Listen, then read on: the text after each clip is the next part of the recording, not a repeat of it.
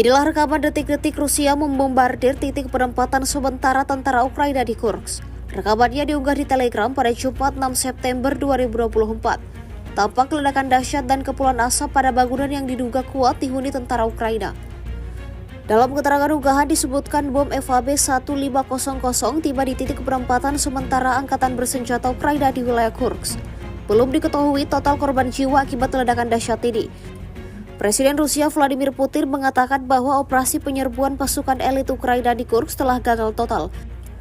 Pasalnya serangan tersebut terlalu banyak mengakibatkan korban di kubu Kiev. Ia bilang tentara Zelensky jadi tidak berguna di provinsi perbatasan Rusia-Ukraina itu.